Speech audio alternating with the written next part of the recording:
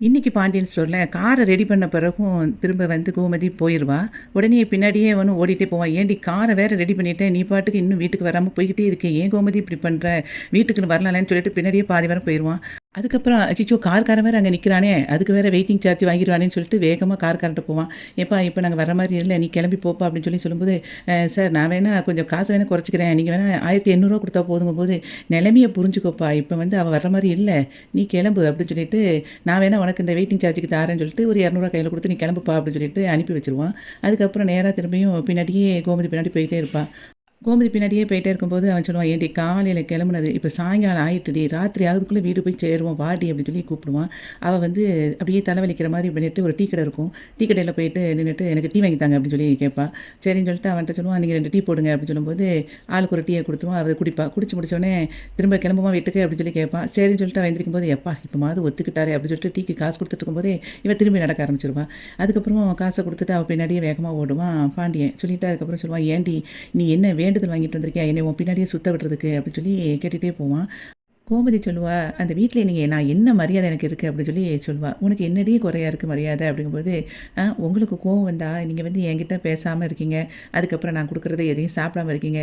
அப்படின்னு கோவத்த காட்டியிருந்தீங்க. உங்க மேல எனக்கு கோவம் இல்லாம இருக்கா? அதுக்காக நான் உங்ககிட்ட என்னைக்காவது பேசாம இருந்திருக்கேனா? உங்களுக்கு எதுவும் சமைச்சு போடாம இருந்திருக்கேனா? உங்க வேலைய எதுவும் செய்யாம இருந்திருக்கேனா? அப்படின்னு சொல்லும்போது, "சரிடி, இனிமே அந்த மாதிரிலாம் இருக்க மாட்டேன்டி. நான் உனக்காக இருக்கிறேன். உனக்காக எல்லாம் பண்றேன். தயவு செய்து வா கோமதி. இனிமே வந்து வீட்ல வச்சு எல்லாம் பேசிக்கலாம். இப்படி இங்க இருக்க வேண்டாம். கிளம்புவோம்" அப்படின்னு சொல்லிட்டு அவன் கெஞ்சிக்கிட்டு இருப்பான் பாண்டியன். கோமதி திரும்ப சொல்லுவா, "இங்க பாருங்க, நான் வந்து கதிருக்கு கல்யாணத்த முடிச்சு வச்சேன். நான் வேற யாருக்கு முடிச்சு வச்சேன்? என் பையனுக்கு தானே முடிச்சு வச்சேன். அவன ஒண்ணும் நான் பாழும் கிணத்துல தள்ளி விடலைல்ல.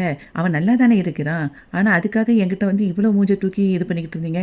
அந்த சமயத்துல ராஜி வந்து அவன் வீட்டுக்கு போமாட்டேன் அப்படின்னு சொல்லிட்டு இருக்கான். சாக போறேன்னு சொல்ற ஒரு பொண்ண என் ரத்தங்க அவ. அவள அப்படி நான் விட்டுட்டு வர முடியுமா? நான் அவள வந்து அப்ப அந்த இடத்துல அவனுக்கு கல்யாணம் முடிச்சு வைக்கிறது சரி நினைச்சுட்டு பண்ணிட்டேன். நான் எடுத்த முடிவு வந்து சரிதான் அப்படின்னு எனக்கு இப்ப தோணுது. உங்களுக்கு அது தப்பா தோணுதா? அப்படின்னு சொல்லும்போது, சரிடி முடிஞ்சு போன கதைய எதுக்குடி சொல்ற? நான் வந்து என்கிட்ட நீ ஏன் அந்த இத சொல்லல இவ்வளோ நாளும் அப்படின்னு மட்டும் தானடி யோசிச்சேன். அப்படின்னு சொல்லி அவன் சொல்லுவான். அதுக்கு அவ சொல்லுவா, "உங்ககிட்ட நான் அவ்வளோ நாள் சொல்லாம இருந்தாலும், நான் எவ்வளோ கஷ்டப்பட்டேன் தெரியுமா?" அப்படின்னு சொல்லிட்டு அவ சொல்லுவா கோமதி. பாண்டியன் வந்து சொல்லுவான், "ஏன்டி விடுடி, நான் இதுக்கு முன்னுக்கூட்டி உன்கிட்ட நான் நல்லா பேசி உன்ன நல்லா பார்த்துக்கிடலையா?" அப்படின்னு சொல்லி கேட்பான். அப்ப அதுக்கு வந்து கோமதி சொல்லுவா, "நீங்க இதுக்கு முன்னாடிலாம் நல்லா தான் பார்த்துக்கிட்டீங்க. எல்லாம் நல்லா தான் செஞ்சீங்க. நான் அதில எந்த குறையும் சொல்லல.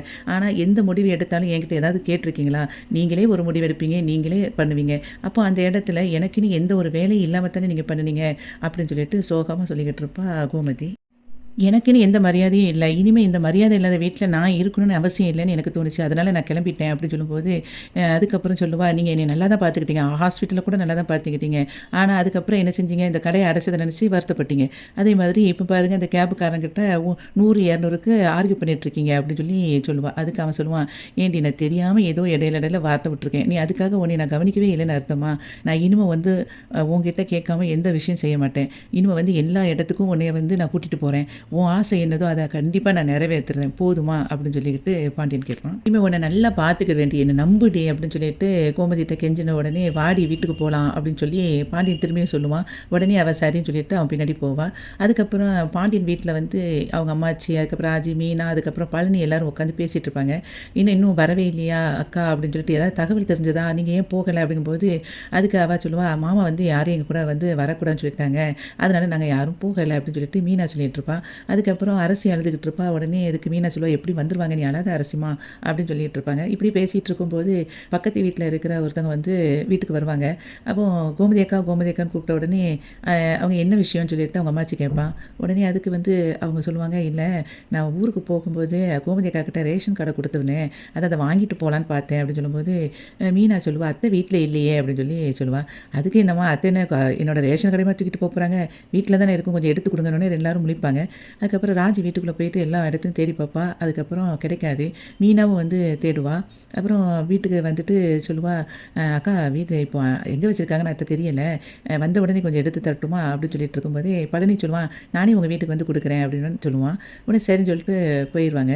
போன பிறகு பழனி வந்து சொல்லுவான், "அக்கா வீட்ல இல்ல" அப்படின்னோனே, "எந்த பொருளும் கிடைக்க மாட்டேங்குது பார்த்தியா?" அப்படின்னு சொல்லும்போது, மீனா உடனே சொல்லுவா, "எல்லா ஃபைலுலயும் பத்திரமா வச்சிருக்காங்க. அதுக்குள்ள எப்பவும் உள்ள பில்லு அது இதுன்னு எல்லாத்தையும் சேர்த்து வச்சிருக்காங்க. ஆனா, அந்த ரேஷன் கார்டு மட்டும் எங்க இருக்குன்னு தெரியல." அப்படிங்கும்போது, அதுக்கு அவன் சொல்லுவான், "பழனி, அவ அதெல்லாம் எடுத்து வச்சிருக்கிறதுனால தான் நீங்க கேட்கும்போது, டான்னு வந்து எல்லாத்தையும் உங்களுக்கு குடுக்குறா.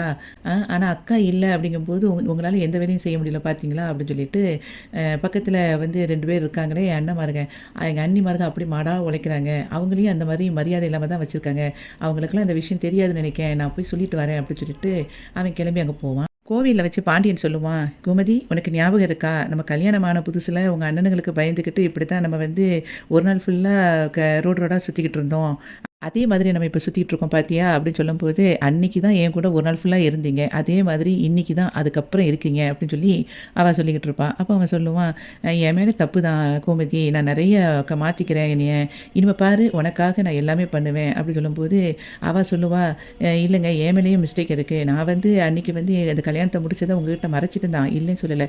ஆனா அன்னைக்கு ஃபுல்லா மறைச்சத எங்க அண்ணன் வர்ற வரைக்குமே நான் வந்து ரொம்ப மனசு கஷ்டப்பட்டுருக்கேன்." அப்படின்னு சொல்லி அவ ஃபீல் பண்ணுவா. "என்னைய மன்னிச்சிருங்க உங்ககிட்ட நான் பொய் சொன்னதுக்கு." அப்படின்னு சொல்லி சொல்லுவா. அதுக்கு அவன் சொல்லுவான், நீ வந்து செஞ்சது கரெக்ட்டு தான். அத கூட நான் வந்து புரிஞ்சுக்கல பாரு. நீ வந்து எவ்வளவோ சொல்ல என்ட்ட முயற்சி பண்ணுன.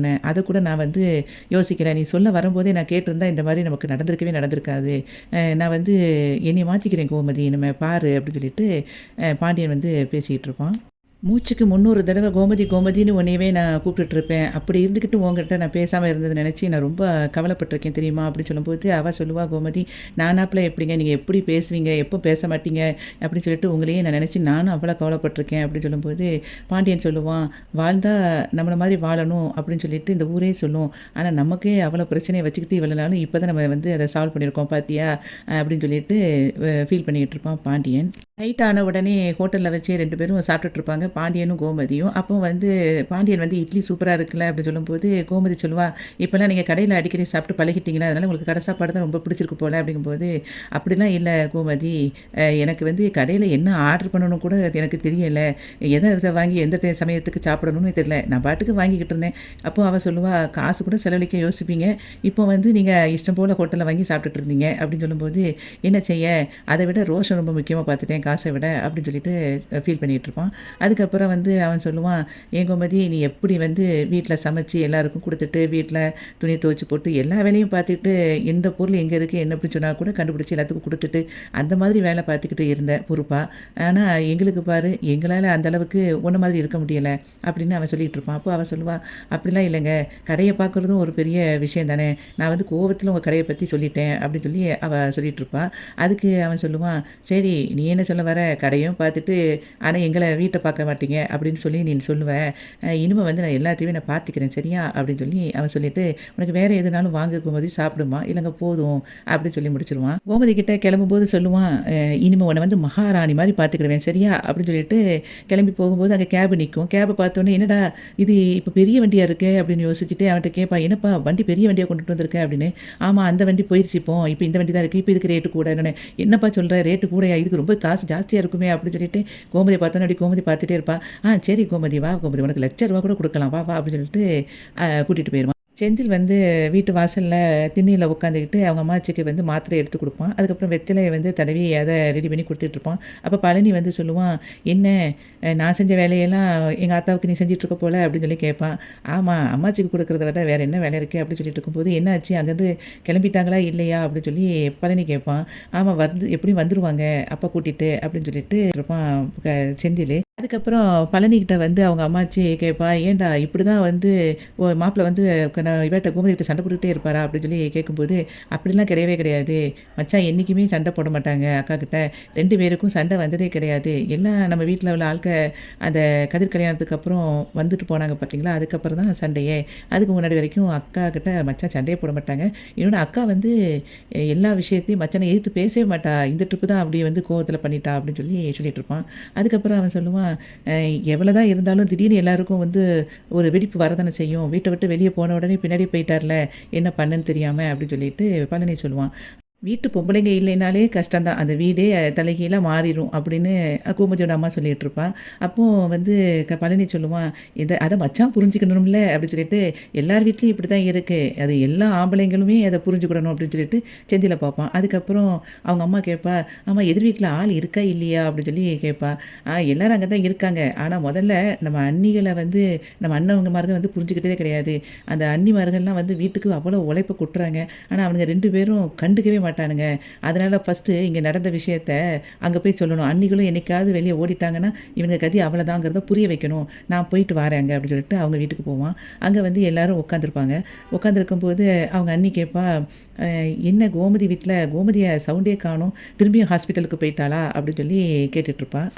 பழனி சொல்லுவான், "அக்கா வந்து ஹாஸ்பிட்டல்ல இருக்கிறதுக்கு முன்னாடி மச்சானும், அக்காவும் பேச மாட்டாங்க. ஆனா அதுக்கப்புறம் வந்து அக்கா கிட்ட மச்சான் பேசிட்டாரு." அப்படின்னு சொல்லி சொல்லுவான். அதுக்கப்புறம் சொல்லுவான், "அக்கா வந்து பேசினதுக்கப்புறம் வீட்டுக்கு வந்தாங்க. வீட்டுக்கு வந்த பிறகு மச்சான் வந்து அக்கா கிட்ட கொஞ்சம் வேற மாதிரி பேசிட்டாங்க. மனசு வருத்தப்படுற மாரி. அது மாரி பிள்ளைங்களுமே புரிஞ்சுக்காம மனசு வருத்தப்படுற மாரி பேசிட்டாங்க போல. அத நினைச்ச உடனே அக்காவுக்கு வீட்ல இருக்க பிடிக்காம வீட்ட விட்டு கூச்சு போயிட்டா." அப்படின்னு சொல்லும்போது, உடனே அவங்க அண்ணி சொல்லுவா, "ஏன் இப்படி அவரு வீட்டுக்காரரு இருந்தாரு?" அப்படி சொல்லி கேட்கும்போது, "என்னதான் இருந்தாலும் ஓரளவு தானே நீ தாங்க முடியும். மனசு ரொம்ப கஷ்டமாயிட்டுனா, ஒரு மரியாதை கிடைக்கல ஒரு வீட்ல. மாங்கு மாங்குன்னு எல்லாம் பண்ணியும், அப்படிங்கும்போது அந்த கோவம் வந்து வெளிப்பட தானே செய்யும்." அப்படின்னு சொல்லிட்டு அவங்க அண்ணனுக்கு உரைக்கிற மாரி பேசுவான் பழனி. உடனே அதுக்கு வந்து சக்திவேல் சொல்லுவான், இவள வந்து அதுக்கு தான் நான் சொன்னேன். எதுக்கு இந்த உதவாக்கரைய போய் அவ லவ் பண்ணி கல்யாணம் முடிச்சு போகணும்? இப்பவும் ஒண்ணும் கெட்டு போகல. கோமதிய பேசாட்டில அவனையும் அவன் பிள்ளையும் விட்டுட்டு இங்க வர சொல்லு. நம்ம தங்க தட்டுல வச்சு தாங்கலாம்." அப்படி சொல்லும்போது அவங்க அண்ணி திட்டுவா. "என்ன தம்பி சொல்லிட்டு இருக்கீங்க? ஏற்கனவே உங்க அம்மா இங்கேருந்து வீட்ட விட்டு வெளிய போயாச்சு. இதுல வேற அவங்கள தாங்க தட்டுல வச்சு தாங்க போறீங்களாக்கும்." அப்படின்னு சொல்லிட்டு இவளும் வந்து கேட்பா அவனோட பொண்டாட்டி. அதுக்கப்புறம் இவன் வந்து சொல்லுவான், "என்னண்ணே சொல்றது? நான் சொல்றது கரெக்ட் தானே?" அப்படின்னு சொல்லும்போது, அவங்க அண்ணன் வந்து ரொம்ப அப்படியே யோசிச்சுட்டு டல்லா அப்படியே உட்காந்துருப்பான். அதுக்கப்புறம் என்ன செய்வான், முத்துவேல் எந்திரிச்சு கிளம்பிருவான். அப்புறம் இவன் கேட்பான் சக்திவேலு, "அண்ணே குமார் வந்து ஒரு சைட்டுக்கு போறதுக்கு கூப்பிடுறான். அங்க வந்து இன்ஜினியர் வந்திருக்காராம் வா" அப்படின்னு சொல்லி கூப்பிடும்போது, "இல்ல எனக்கு ரொம்ப ஒரு மாரி தலைவலிக்குது. நீ மட்டும் போயிட்டு வா" அப்படின்னு சொல்லிட்டு கிளம்பி நேரா அங்க போயிருவான் ரூமுக்கு. ரூம்ல அப்படியே உட்காந்துக்கிட்டு ஒண்ணு ஒண்ணா எடுத்து அந்த ரூம் அப்படியே பார்த்துட்டு இருப்பான். அது வந்து அவங்க அம்மா தங்கியிருந்த ரூமு. அப்படியே யோசிச்சுட்டு ஃபீல் பண்ணிக்கிட்டு இருப்பான் முத்துவேலு. அப்போ அவன் ஒய்ஃப் அங்கேருந்து வந்துட்டு சொல்லுவா, "ஏங்க உங்களுக்கு உன்னைக்கும் தலை வலிக்குதா? இல்லைன்னா வேற எதுவும் பிரச்சனையான்னு?" கேட்பான். "இல்ல தலை தான் வலிக்குதுன்னு" சொல்லுவான். உடனே அப்போ இந்த டீய குடிங்க அப்படின்னு சொல்லிட்டு டீ குடுத்துட்டு அவ கிளம்பிருவா. அதுக்கப்புறமா அப்படியே அவன் யோசிச்சுட்டு அப்படியே உட்காந்துருப்பான். அதுக்கப்புறம் கோமதியும் பாண்டியனும் வீட்டுக்கு வருவாங்க. வீட்டுக்கு வந்த உடனே அரசி ஓடி வந்துட்டு, "அம்மா" அப்படின்னு சொல்லிட்டு கெட்டிப்பிடிச்சு அழுவா. "இனிமேலாம் இப்படிலாம் கோவத்துல எங்கேயும் போகாதம்மா" அப்படின்னு சொல்லிட்டு இருக்கும்போது, எல்லாருமே அவங்க அம்மாவ கூட்டிட்டு அப்படியே உட்கார வைப்பாங்க. அப்போ வந்து கதிர் சொல்லுவான் அவங்க அப்பாகிட்ட, "2 பேரும் இப்ப சமாதானம் ஆயிட்டீங்களா இல்லையா?" அப்படிங்கும்போது அவங்க கதிர்ட்ட அவங்க அப்பா சொல்லுவான், "அதெல்லாம் சமாதானம் ஆயிடுச்சு" அப்படின்ட்டு இருக்கும்போது, இவ கால் வலிக்குது கொஞ்ச நேரம் உட்கார போறேன்னு சொல்லிட்டு உட்கார போவா. கால் வலிக்குதுன்னு சொன்ன உடனே கதிர் வந்து அந்த டேபிள்ல கால எடுத்து வைப்பான். "ஏன்த்த கால் வலிக்குது?" அப்படின்னு சொல்லிட்டு மீனா கேட்பா. அதுக்கு வந்து பாண்டியன் சொல்லுவான், "ஆமா இங்க இருந்துட்டு குன்னக்குடியிலேருந்து காரைக்குடி தாண்டி அதுக்கப்புறம் புதுக்கோட்டை வரைக்கும் நடந்து போய்க்கிட்டே இருந்தா" அப்படின்னு சொல்லி சொல்லும்போது, "நடந்தா போனீங்க அத்த?" அப்படின்னு சொல்லி கேட்பா. ஆமா ஒரு மனுஷிக்கு இருந்தாலும் இவ்வளோ வீம்பு வரக்கூடாது. இவ்வளோ தூரம் நடக்கிறதுக்குன்னோனே கோமதி அப்படியே பார்த்துட்டு பாண்டியன முறைப்பா. உடனே அடி ஆத்தி திரும்ப முறைக்கிறாளே அப்படின்னு சொல்லிட்டு உடனே பேச்ச மாத்தி அவன் சொல்லுவான், "இல்ல அத்த இப்படியே இவ்வளோ தூரம் நடந்து போனா கால் வலிக்கிறது யாருக்கு? இவளுக்கு தானே. இப்படியே விட்டா குன்னக்குடி வரைக்கும் அங்கேருந்து போய் 5000 கிலோமீட்டர் நடந்துருவா போல இருக்கு. ராத்திரி ஃபுல்லா அப்புறம் என்ன செய்வா? கை வலிக்குது, கால் வலிக்குதுன்னு கஷ்டப்பட போறது யாரு? இவ தானே!" அப்படின்னு சொல்லிட்டு சாஃப்ட்டா பேசிட்டு இருப்பான் பாண்டியன். அத கேட்ட உடனே மீனா வந்து சொல்லுவா ராஜிகிட்ட, "அத்தைய பாத்தியா? நல்லா பிரெயின் வாஷ் பண்ணி மாமா வந்து கூட்டிட்டு வந்திருக்காருன்னு நெனைக்கேன்." அப்படிங்கும்போது, "ஆமா மாமா இவ்வளவு பம்மி பேசி நான் பார்த்ததே இல்ல." அப்படின்னு சொல்லிட்டு ராஜி சொல்லிட்டு இருப்பா. அதுக்கப்புறம் மீனா வந்து, "அத்த நீங்க ஏதாவது சாப்பிட்றீங்களான்னு?" சொல்லும்போது, "இல்ல, இல்ல நான் எல்லாம் சாப்பிட்டுட்டேன். எனக்கு வேண்டாம்." அப்படின்னு சொல்லிருவா. அதுக்கப்புறம் வந்து அரசி சொல்லுவா, "அம்மா நீ வந்து இப்படி போயிட்ட. நீ திரும்பி வரமாட்டியோ அப்படின்னு சொல்லிட்டு நான் ரொம்ப பயந்துட்டேன் தெரியுமா?" அப்படிங்கும்போது பாண்டியன் சொல்லுவான், "உங்க அம்மா எந்த மூலையில இந்த உலகத்தில போயிருந்தா கூட உங்க அம்மாவ நான் கண்டுபிடிச்சு கூட்டிட்டு வந்துருவேன்டா. நான் எப்படி கூட்டிட்டு வராம இருப்பேன்?" அப்படின்னு சொல்லிட்டு பாண்டியன் சொல்லுவான். உடனே அத கேட்டவுடனே கோமதி வந்து அப்படி சிரிப்பா. அப்போ அவங்க அம்மா சொல்லுவா, "இங்க பாரு உனக்கு ஏதாவது மாப்பிள்ளைகிட்ட பிரச்சனைன்னா, நீ வந்து அவர்கிட்ட டைரக்ட்டா சொல்ல வேண்டியதானடி." அப்படின்னு சொல்லும்போது, "இப்படி பேசி தீர்த்துக்கோங்க. தேவையில்லாத வேலைலாம் பார்க்காத." அப்படிங்கும்போது, "நீ அத அவர்ட்ட சொல்லு." அப்படின்னு சொல்லி அவ சொல்லுவா. உடனே மாப்பிள்ளை, "நீங்களாவது இனிமே பார்த்து இருங்க மாப்பிள்ளை." அப்படின்னு சொல்லும்போது, அப்போ வந்து பாண்டியன் சொல்லுவான், அத்தை நீங்க வந்து இனிமே ரொம்ப கவலைப்படாதீங்க. இனிமே எங்க 2 பேத்துக்குள்ள எந்த பிரச்சனையும் வராது. சொல்லுடி கோமதி." அப்படின்னு சொன்னோனே அவ சிரிப்பா. அந்த மாதிரி இன்னைக்கு வந்து பாண்டியன் ஸ்டோர் முடிஞ்சது.